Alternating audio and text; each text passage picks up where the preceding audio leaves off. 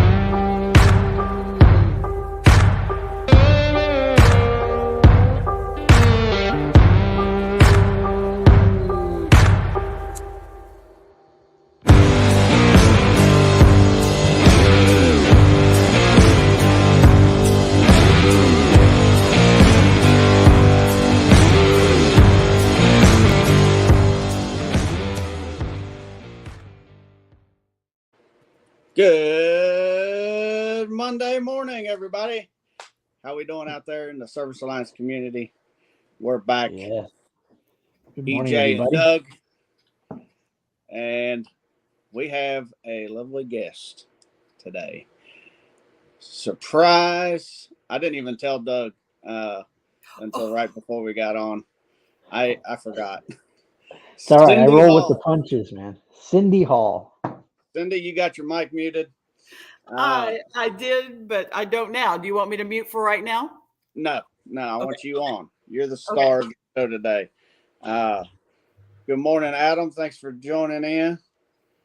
Good morning, Joe. EJ, thanks for bringing Cindy on, right? This is like new iron in the grind, right? Iron sharpens iron, and now we're getting some new stuff. So thank you so much for that, Cindy, for coming on. Absolutely. Yes. Thank you for inviting me. I wanted everybody to see the iron that sharpened my iron. Cindy Hall, Positive Impact is her business. She's a business coach, and she's my business coach. So can you imagine about it before?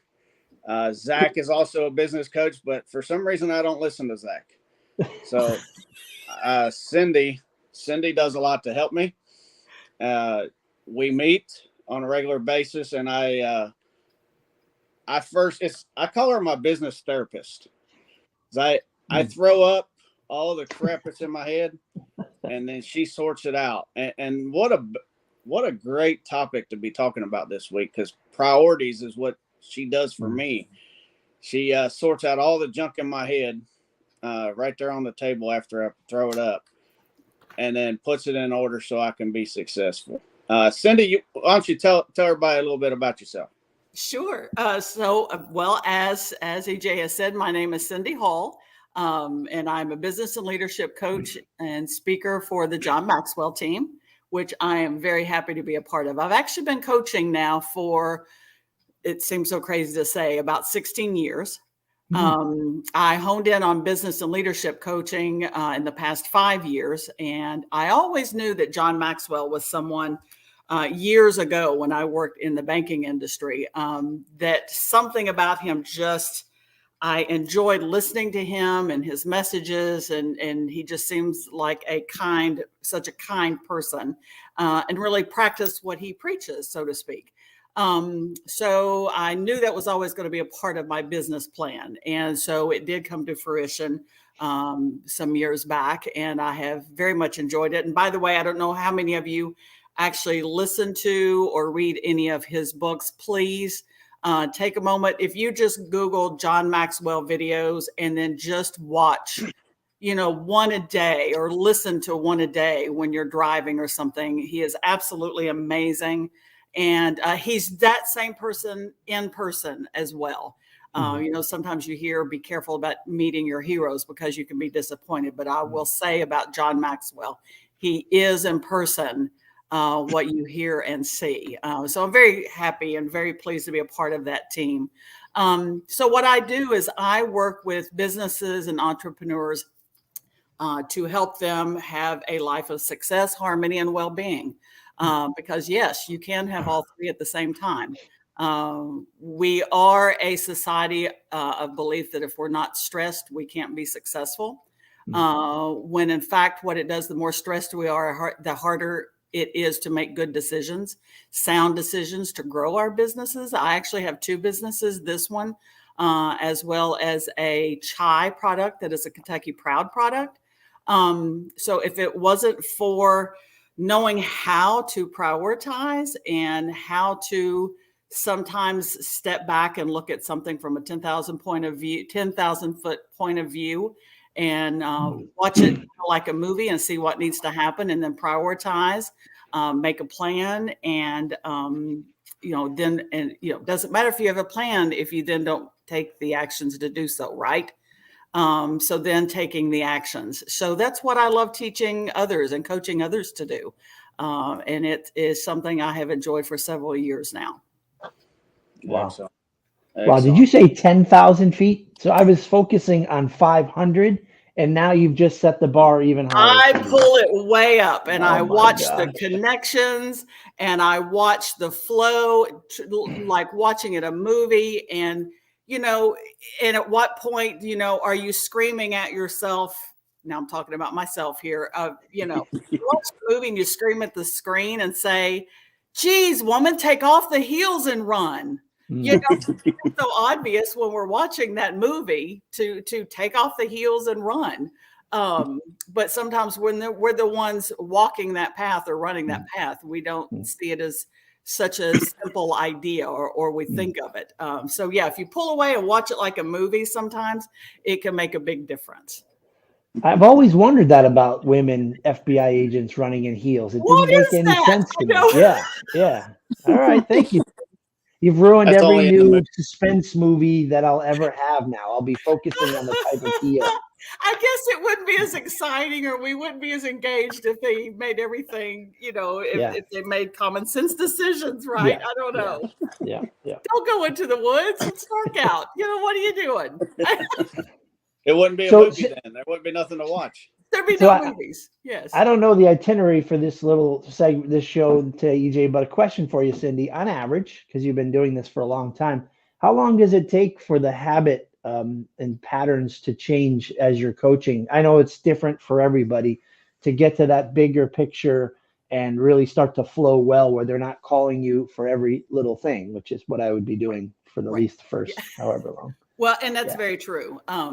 So, and I actually, with my business, when I'm working with a client, I actually require 3 months of coaching to begin with, because of just that. It takes at least that time to create those habits. The first month that I work with a client, it's for them to start understanding what the coaching process looks like, and what I expect and what you need to expect from me as your coach. The second month, you're kind of starting to get the swing of it. And then by the third month, hopefully you're starting to get the hang of it. And more than that, even, you're starting to see results.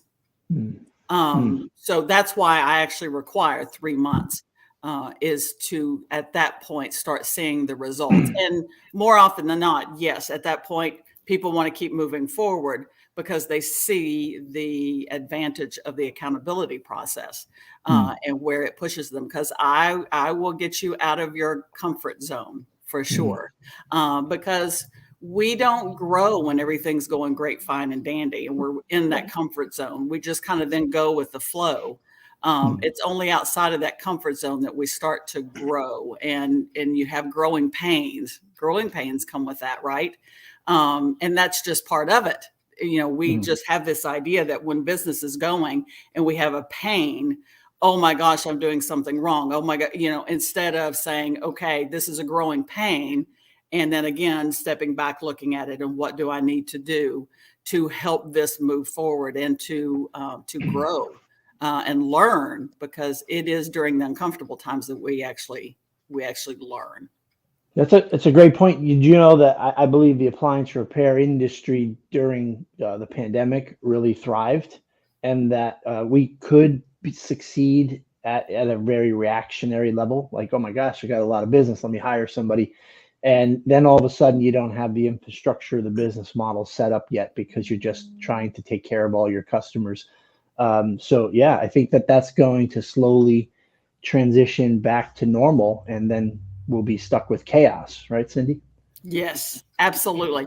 And you hear that now in everything, not everything, but yes, the appliance reply, the used car sales, they increased because people couldn't afford or didn't want to take a risk on a new car, or you couldn't find it because they couldn't find the parts for them. Real estate. Oh my gosh, that's been all over the news the past, a few months. And for 2 years, they got really used to things just falling in their lap. And, now all of a sudden the market has changed, but really the market has just gone back to normal. It's what it was before the pandemic. So what were you doing before the pandemic to grow your business? That's what you've got to get back to. So yeah, when people were repairing everything, business was flowing pretty good for you guys. You didn't really have to go looking for or searching for the business or trying to grow your business. It was kind of coming to you. I'm someone will tell you, EJ's been to my house a couple of times working on some of my stuff, and well, bless his heart, he's worked on my 33-year-old washer dryer, and saved it again, but yeah. So what were you doing before everything really? When I say easy, I don't mean, that was hard, right? Business got so much. It was a matter of trying to schedule all that and work on it. I'm not talking about that part. I'm talking about the growing the business or increasing your business. That became easy because it was coming to you. And now what do you have to do going back to how do you find the business to grow it instead of it falling kind of in your lap during that period of time? Hey, Cindy, we had a question here for you. Joe wants to know how he can get a hold of you. Oh, sure. Well, my website, first of all, is, as you can see, my name is spelled differently. It's CYNDI at positiveimpactky.com. Don't forget the KY. That's where usually people kind of mess up on that, and then they wonder why they can't get me. Positiveimpactky.com. Or my number is 859-200-8481. 859-200-8481. And yeah, you could do Cindy at positiveimpactky.com is my email. Oh, I missed it. I messed it up here. Give me a second. Just like she said. See, you can't trust me to do anything. Well, and I didn't give it at this. I gave my website. So that was on me. It's Cindy at positiveimpactky.com. Yes. There we go. All right. So I think this kind of reminds me, it could be, because I've never done a business coach before, but it could be like going to see a therapist. It could also be like going to the dentist or going to see your tax man. It's overwhelming to think about. You have no idea what's going to happen. So EJ, could you share a couple minutes about what it's like to be under the tutelage of Cindy and, the experience that you had? Yeah, I'll tell you initially. Well, first of all, Cindy's in my BNI group. If you don't know what BNI is, go find out because it's great. Okay. And she would say these little mottos or sayings or phrases that would just kind of get your attention, right? And at this specific time that she said this specific phrase, and I'll share it with you, I was stuck. And if you guys have been watching for a while, you probably remember that time period where it just, I didn't know which way to go. It's like I was in a growing pains, but I was also paranoid of the winter coming and what do I do? Did I do enough? It's getting closer. and I couldn't make certain decisions. And the specific decision that was the biggest was trying to move one of my techs into the office at overhead, which terrified me even more because we're going into the slow season here in a few months. And she said this phrase, the highway is full of dead squirrels that couldn't make a decision. You don't get that from a Connecticut coach. I can tell you right now, they don't talk about squirrels or dead animals on the highway. That is so cool. So And cool. yeah, so it was like, bam. Like it put me back in my seat, like, whoa, what is she talking about? And you know, I didn't really hear anything else, but I could hear the tone and the confidence that she had that she can help with that. And it was you could just that see the feeling. poor dead squirrels. Yeah, I was like, I'm a squirrel, because I got ADHD. I'm like looking around. Oh, shiny thing, right? And my team picks on me for that. So when I went in, I was eager for it. I wasn't afraid. I was like, just help, just help. You know that I need this. And now I kind of cringe sometimes, like you said, because she takes me out of my comfort zone. And because it's like, if I say something's a problem, then she's like, all right, so when you going to do this? I ain't ready for that yet. All right, here's the date. And Doug, you're in the mastermind group with me, so you Sure. know I brought that to you guys too.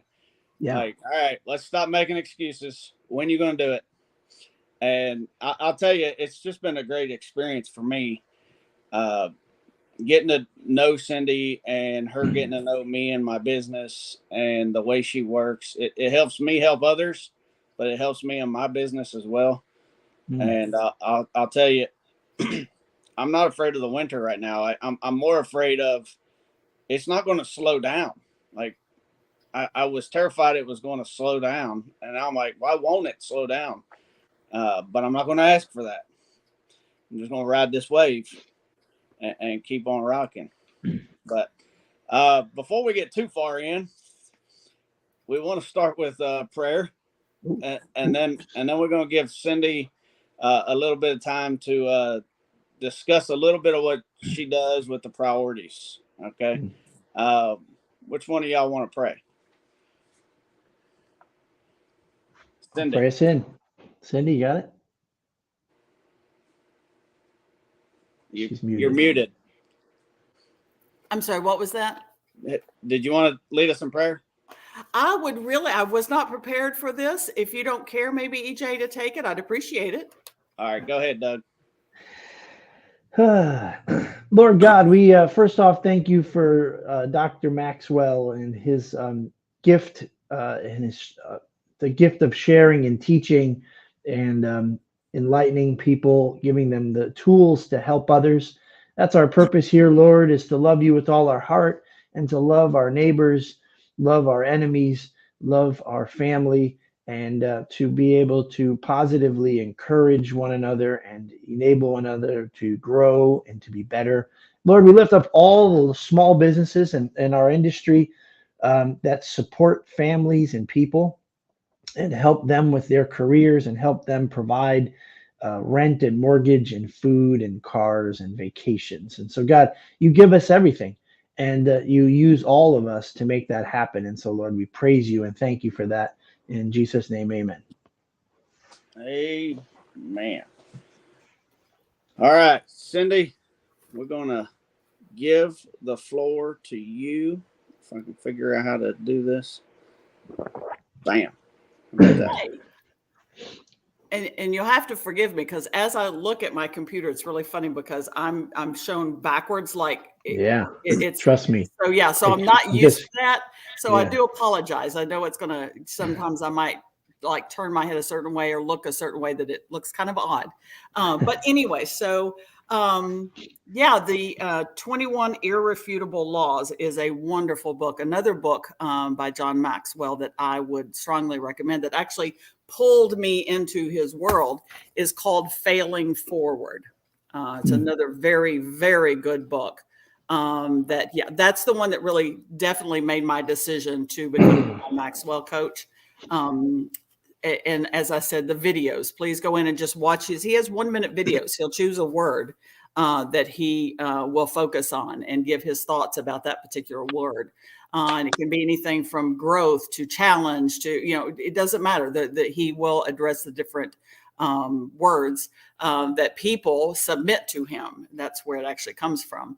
So before we even start, EJ, I may ask for your help here a little bit along the way. I'd like to talk about what the traits of maybe what a leader is. When you think of a leader, what does a leader, when you think of them, what do they have? What do they need for you to consider them a leader? What things do you use to describe them? What things do they have that you use to describe a leader when you think of somebody? And if you don't care to just start putting some of those words out there, those descriptions out there of what you think a leader has to have. I'd say number one, integrity. Yep. They need to have competence. They need to have a vision and a way to motivate others to follow that vision. And I like that it's funny, whenever I do the value assessment, integrity is always my top value that I seek in others and I want others to see in me. Integrity is huge. Does anybody else out there have any other, and those things are definitely traits and needs of a leader for sure, but that's still not the number one. None of those were still the number one. Does anyone else have any ideas out there, any words out there? What do you think? Drop them in the comments, everybody. Yeah. Let me know. What are some of those things? Let me buy-in. tag Doug in. Buy-in. Yep, buy-in for sure. But that's not it. What else? Any other ideas? Servant heart. Yeah, being a leader is definitely being a servant for sure. A lot of people have the wrong idea what a leader is. A leader is being a servant for sure, but that's still not number one to be a leader. I can't wait to find out number one. Anybody else out there? Confidence. Oh yeah, you're not going to follow someone who's not confident, right? If they wane or if they, act like they can't make a decision or they don't know what to do, you're not going to follow, right? But that's still not the number one answer. I'm going to cheat. I got the 21 laws in front of me. You can't cheat. Intuition. Oh, yes. Need good intuition, but that's still not number one. I'm going to give like two more. Anyone else? It's like Hangman. Oh, here we go. Joe, respect and honesty and cleanliness. Yes, absolutely. Is a willingness to learn. Yes, and a leader is always an ongoing learner. We always want to be learners. The day I stop learning is the day that they're going to put me in the ground. I always want to be learning, for sure. But that's still not the answer. You got to tell us. I do have to tell you now, right? So the one thing that a leader has to have, or they are not considered a leader, is they have to have followers, right? Yeah.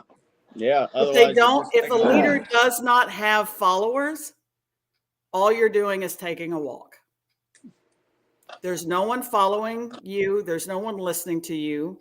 There's no one who is looking up to you or looking to you. So if you do not have followers, then you are not a leader. Now, then you need all of those traits for people to follow you, right? Right. You need someone who wants someone with the integrity, but you have to have the followers. Man. So when we talk about the difference between a leader and a boss, and I'll just go into this one without putting you all on the spot again. There's a difference. Yes, inspiring others. Absolutely. is a big deal. But we, depending on the industry as well, it can be worse in some industries than others, is that we have this idea that there is a huge difference between being a boss and being a leader. I was just sitting in a restaurant recently. That was last Wednesday evening, I believe it was.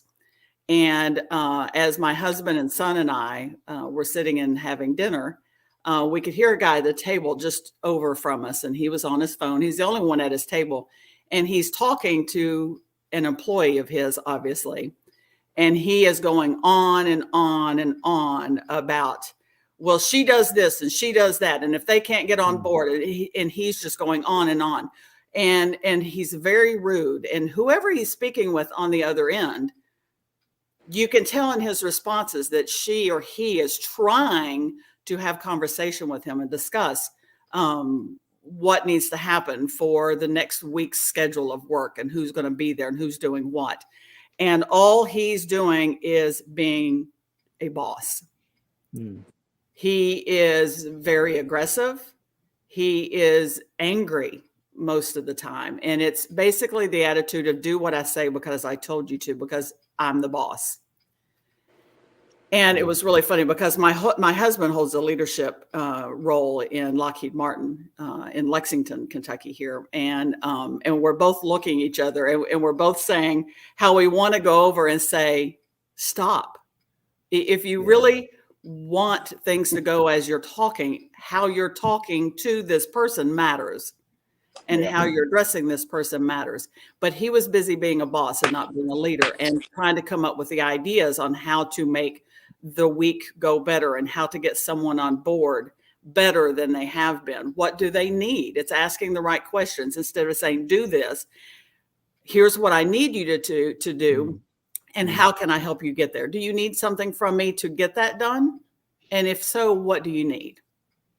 That's being the leader.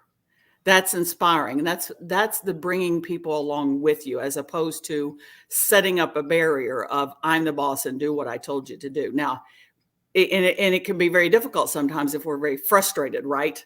It's very easy to do. And there are times that we do need to be a little more stern and need to speak up. I'm not saying that those times aren't required, but how and when we do that is very crucial.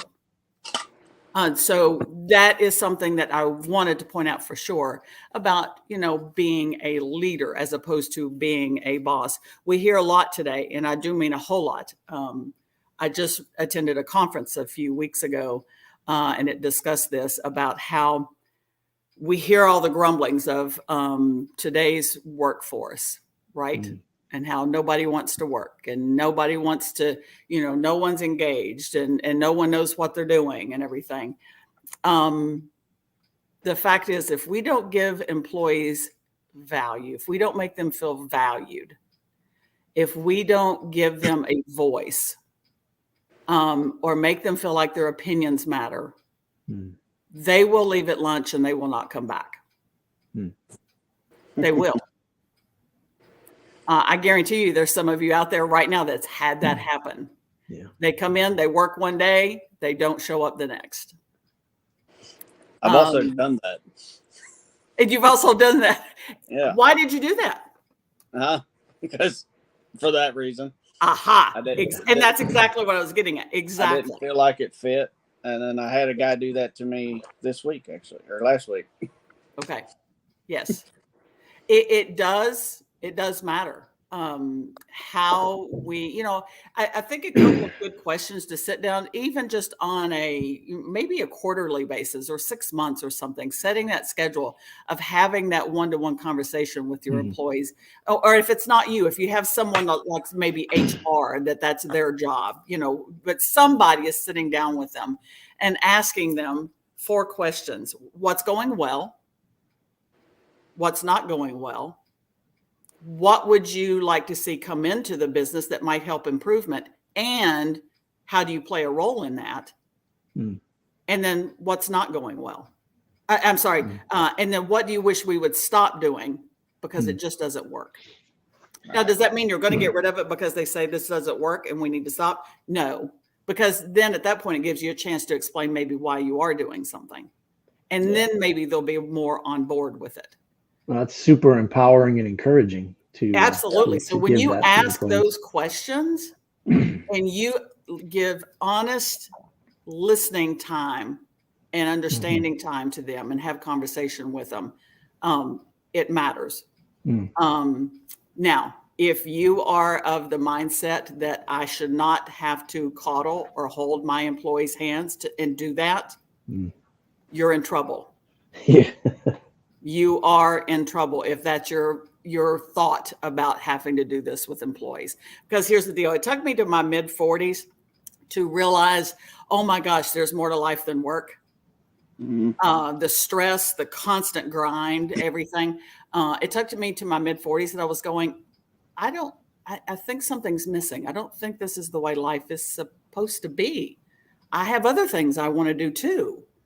I'm confused. I'm very confused because that was the environment. That's been my professional career. It was for a very long time. And I just knew it didn't feel right. And I kept thinking, I think it's supposed to be different. That's when I actually started looking to coaching, when I started finding out more about what that meant. So the thing is now the younger generations, they are figuring out that same thing in their late teens, early 20s. What took me to my 40s, they're learning in their teens and 20s of, wait a minute, you want me to work 50 hours a week, but I like to hike. I like to spend time with my friends. I like to do all of these other things too. And you want me to work 50 hours a week? I don't want to do that. I think there's more to life than working 50 hours a week. Yeah. So they are learning that at a much, much earlier age than what I did. And I am all about not work-life balance. I don't believe in balance. When something is balanced, there's no movement. There's none. It's about work-life harmony. It's about how you make the two work together. And that's what I work with my clients on as well. When I'm talking to my clients and they're starting to make big decisions about their business, my next question, as EJ will tell you, is how does this affect your family? What happens to your family time? What happens to your personal time that you want to do something? That's very, very important. They're learning that at a very early age.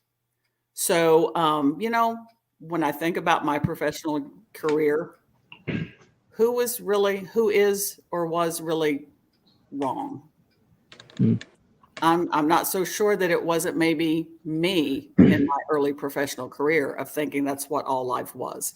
So how do you work with that now? And one of those things that comes into play is the law of priorities as a business owner. As a business owner, we have to learn, first of all, that we have to make time to work on our business, not just in our business all the time. It's really easy to get caught up in working in our business constantly because we feel like we've got to be in that. We've got to be doing the things all the time. And we have to make the time to work on our business. And when we're working on our business, that's how we're deciding to grow our business or make sure our employees are getting what they need to help your business. Because if they're not working correctly, they're not trained correctly, whatever, then it's hard to grow your business, right? So every leader needs and wants to grow, and leaders never grow to the point where they say, I don't need to prioritize. They never get to that point where they say, I don't have to prioritize anymore. Everything's good. Leaders must always prioritize. And you'll do that until you sell the business or you decide to retire and the business closes. You will always need to prioritize. And if you ask any business owner on any given day if they need to prioritize, their answer most likely will be yes. But how well you prioritize, its effectiveness and how it serves your businesses makes the difference. It's kind of like if you're going to hire someone just to have a warm body, but they don't know what they're doing and you're not going to train them, then you're just filling a seat. And then you're going to grumble and complain about they're not doing their job when all you did was really hire a warm body. Yeah. So, Cindy, you work through this with me a lot on the priorities. I at any given time, I'm sure any of you out there can relate. I've got like 15 things on my mind. And if I'm doing well, I'll have a notepad next to me and I'll write them down as they pop up. And then, as you know, and I'm just going to share with everybody else, and I want to hear how you work through it, because I just got the results of it. But I often look at this list that I have of things that I want to do and ideas, and I could stare at it for a half an hour, and I can't decide what to do, and I end up doing nothing, or I end up doing something that's not really that important, you know. And that's been one of my struggles in the last couple of months, is doing things with my time that actually make a difference. You know, I like the low hanging fruit, and I feel like I've picked all of it, and now I got to start reaching and working harder. How would these guys out here process that kind of stuff? Yes. Well, first of all, it is the responsibility of leaders to make tough decisions based on those priorities, right? And as a business owner, it's also tempting to keep a lengthy to-do list just to prove yourself and to others that you're involved in your company. But that's not always the most efficient way to get the necessary task completed. So John Maxwell talks about insights. I always have to write this down because to me, it doesn't look like the way it sounds. The Pareto principle. Yeah. So that's basically, that if you spend your time on tasks that rank in the top 20% of importance in your business, that's where you're going to get 80% of your return on that investment. So that means if you have a list of 10 things to do. Now, I know a lot of times that list is a lot bigger, but I'm just going to use 10 for the sake of easy numbers.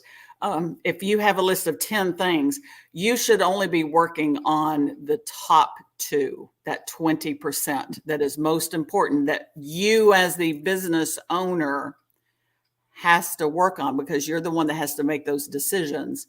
And these are the things that are going to grow your business. Now, that may also be the working on the top 20% of your best employees, your whoever those top 2 people are, because the spending time on that 20% of your employees that are the ones that you see as the leaders, and spending time with them to help them grow, that's going to trickle down to who works for them. All right. So that's also important. So it's about, and then what can you actually delegate? Now, I realize that delegation can feel like almost like a curse word sometimes when it comes to being a business owner, because we don't want to delegate. We don't feel like that we should delegate. We're the business owner. We have to be in everything and taking care of everything. And that can become very, very difficult. Then you spend your time spinning your wheels trying to get things done and go, run, do, as opposed to at what point, especially right now that things are coming back to normal, how do you keep growing your business? And then how you keep growing that top 20% of your employees to help them grow as well, so that they can trickle down to the others that do those other tasks. It just creates then a cycle of leadership. So Maxwell also talks about the 3 R's in the law of priorities: requirement, return, and reward.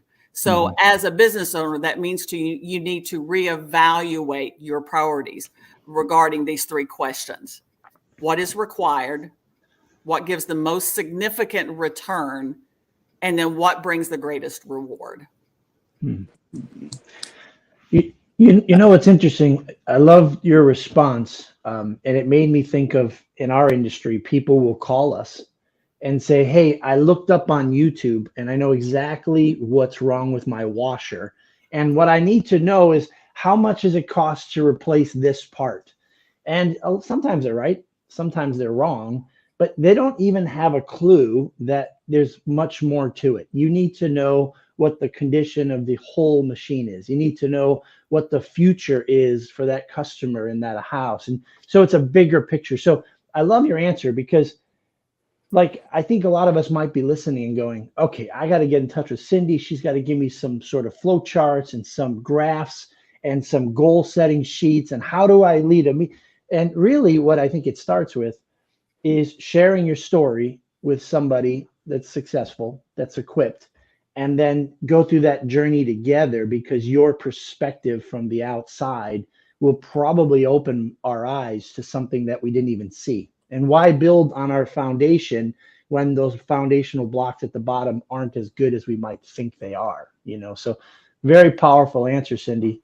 It really shows me how important it is to have somebody on your side from the outside, to go from your mindset right to the building of the building, you know? So Yeah, thank you. and just being that third party, as you said, point of view, looking from the outside in, EJ will tell you, even whenever he's coaching me on things in my home and what's going on in my dryer that's 30 years old, and he says, how often do you empty your lint filter? My answer was every 3 to 4 loads, and he goes, no. Oh my gosh. So now he's coaching me, right? Yeah. But that's truly what the average person, I know some who even go longer. And he said, no, after every load.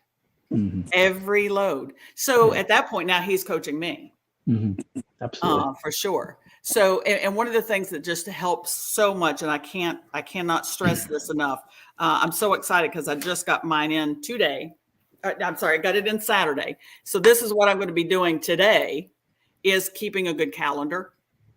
So when you're trying to figure out your priorities, spend a day or a week of literally everything you do through your day or your week, literally write it down. Just take a moment to just turn over and just write down what you just worked on and how long did you work on it.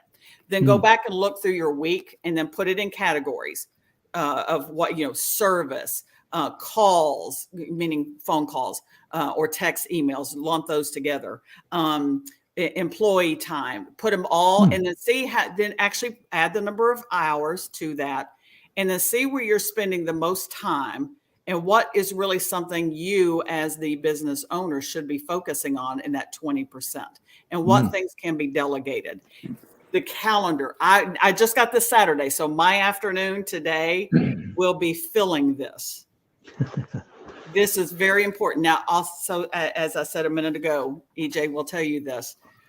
I've been called out on this by others whenever they see in my calendar that I have in there dinner with family, go to mom's, to whatever, take mom shopping, whatever. And people have said, oh, so your family has to schedule time with you? No. I want to make that one thing very clear. I schedule my clients, but I protect the time with my family. Amen. So they also go in my calendar, so I don't schedule over them just because I have forgotten. And and then I treat that like a client. If I have EJ as a client today, and Doug calls me and says, I need to see you today, and I'm seeing EJ at 11, and Doug says, I want to see you today, I'm free at 11 o'clock. What is EJ going to do if I cancel EJ to see Doug? Not good. I'm going to lose EJ. Now, if you told me it was Doug, I'd probably concede. But yeah. But I'm going to protect my family time in the same way. I'm so sorry. I don't care if I'm having my hair cut. I don't care if I'm taking my mom shopping. If I have it in my calendar, my response is, I'm so sorry, that time is already booked. But can you meet at 12 or 1? Or how about tomorrow? Are you available tomorrow? Because if I'm giving good service, if I'm taking care of someone, we will find the time to make it work. but I'm not going to sacrifice my family time in the same way I would not sacrifice EJ to take care of Doug. Doug and I will figure out another day and time. I promise we will figure it out. I'll tell you, you're preaching to the right people right now. I'll speak for the industry as a whole. Now, there may be some of you that are better at it than the rest of us, but we get so consumed in our work that family is they get what's left. You know, you talk about like on your finances, you know, pay yourself first. And you know, what you end up doing is you end up taking whatever's left. Like the profit is whatever's left at the end of the day. And that's what your family's getting. And I'm guilty of it. And I'll tell you, I've started to do what you're saying. I don't do it enough. There's my wife has to tell me like 7 times what we're doing on Saturday. And then I'm like on Friday night, I'm like, man, we're going to sleep in tomorrow. And she's like, no, we got that thing in the morning. But I put dinner with people on my calendar. I don't set aside time like I should, but if I make a meeting with somebody, whether it's business or not, it all goes in the same calendar. That's important. That's important. It is important. And one of the ways to do that, and I was just talking with one of my clients right now that is a chief of police. Very busy man. But here's the deal. You know, he has to be careful in protecting his family time as well. Otherwise, why are you doing what you're doing if it's not to be with and take care of your family? So buy a paper calendar. I know it's really easy to have the phones, but buy a paper calendar and make it a community calendar. Put it on your kitchen counter or somewhere where the entire family sees the calendar. And everybody goes in and writes in with a pencil because plans change. If you put it in pen, it's hard to change. Do it with pencil and then fill in when you have something that comes up. Put it in if there's a plan.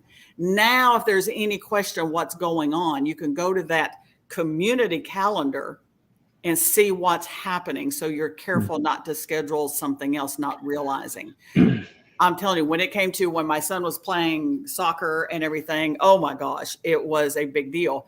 Because I'm trying to grow my business, do my business. My husband's working. He can work long hours. My son has games, practices, all this stuff. And it made a difference that we could go to that calendar and see what was happening. So we don't forget. So that's another way, again, helping put prioritizing in there, protecting your family time and your personal time as well.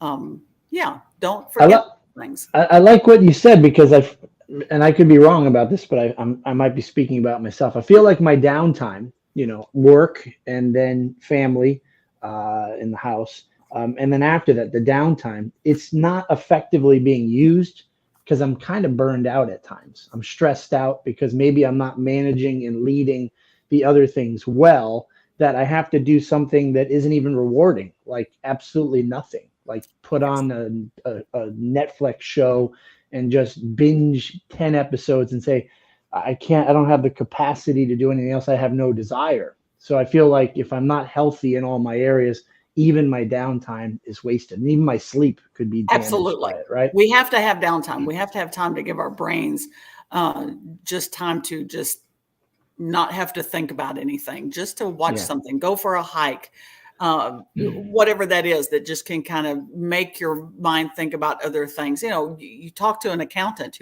who cannot make their balance statement balance out. They can't find that last $5.18 or whatever. And what do they have to do? They have to walk away and do something completely different that's relaxing. Go out for a hike, go sit on their back porch and have coffee and just for an hour sit and do nothing and let it go completely. They come back and they sit down and within minutes they can find the problem. Absolutely. We have to have that. We usually go about 30 minutes and we're on 50.